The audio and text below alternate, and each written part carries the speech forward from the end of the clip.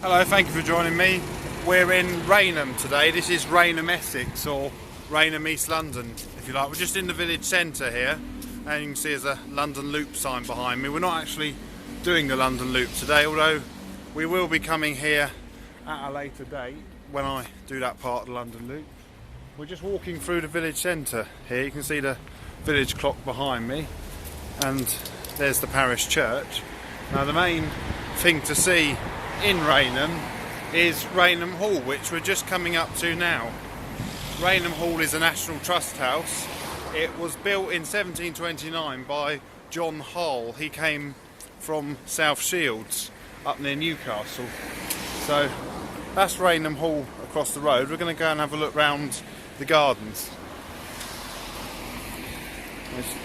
It's a nice Georgian square house. It's pretty much a perfect square. So just across the road here, there's the parish church over there. I'm going to go around the corner and we're going to go have a look. So here's the front of the house. I'm not going to go inside, I've just been round. It's very interested inside. There you go. Lovely, perfectly square Georgian house. So yeah, it was built by John Hall. He was a merchant. He came from South Shields and he used to trade.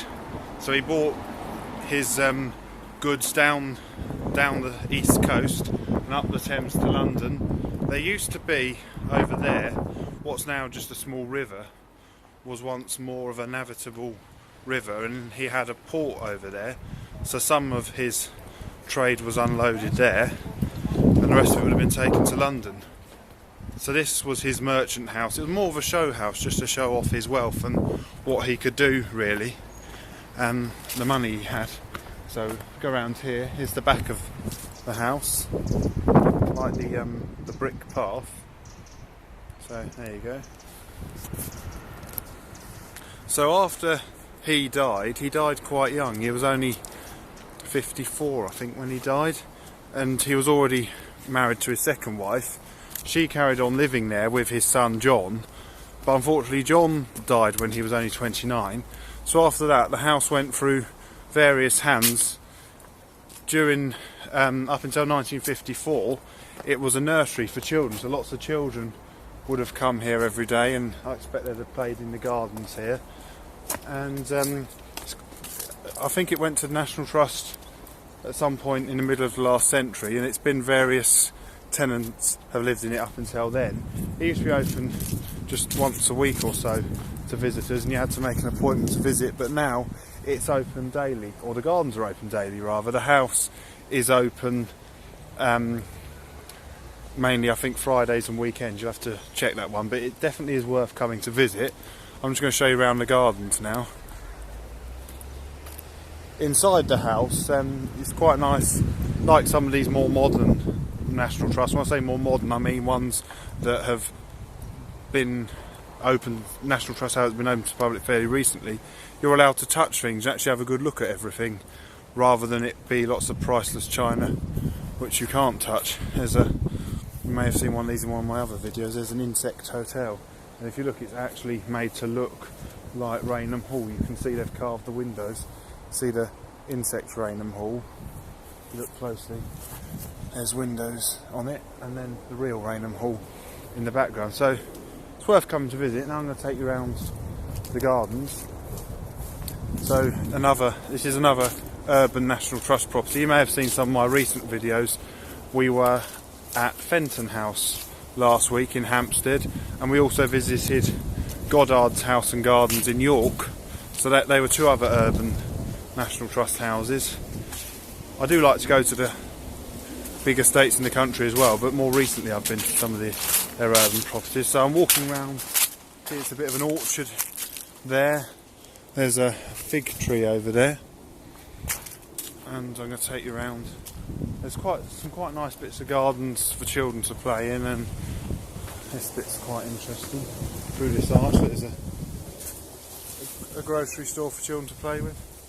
I'll walk through. Oh look, this is fun.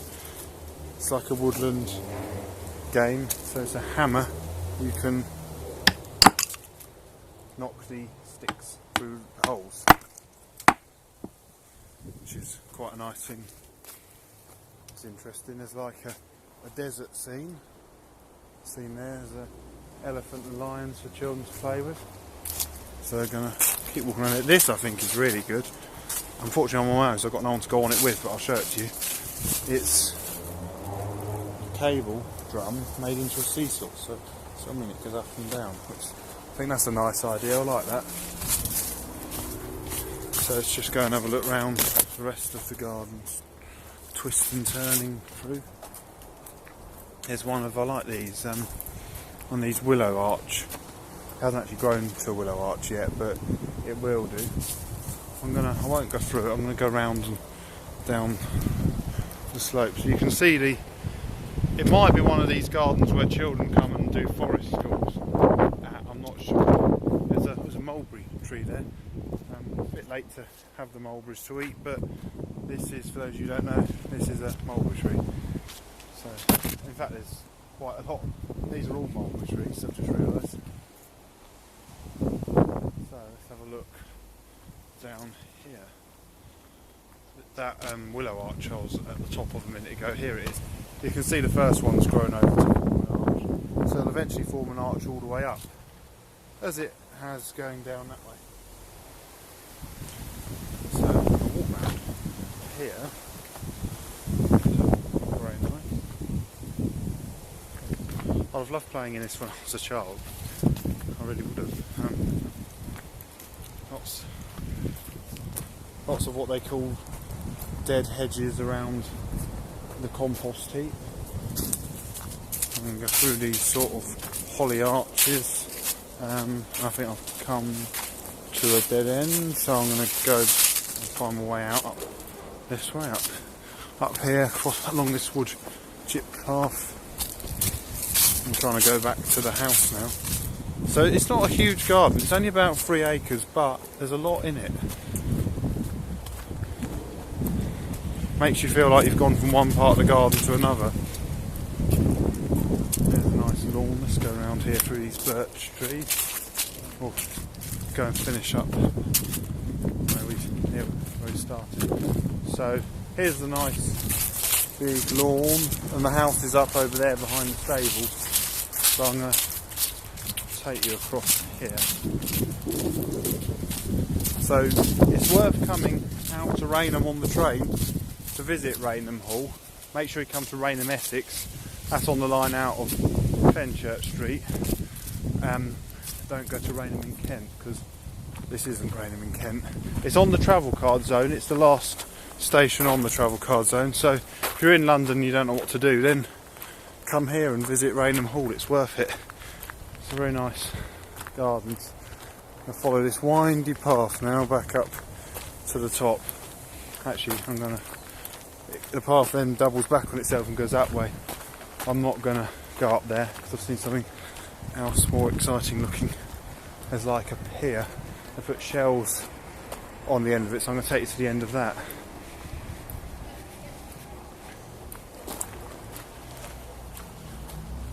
So here we go. I'm going right to the end of the pier, and you get quite a good view.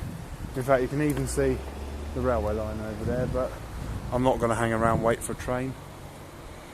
But the railway station is literally over there, so if you do come by train, just there where that block of flats is, you've got literally a 3-minute walk along the London Loop. The London Loop then carries on that way and along the Thames estuary to where it finally finishes at Purfleet. So hope you enjoyed watching this video. Thank you very much for watching. Goodbye.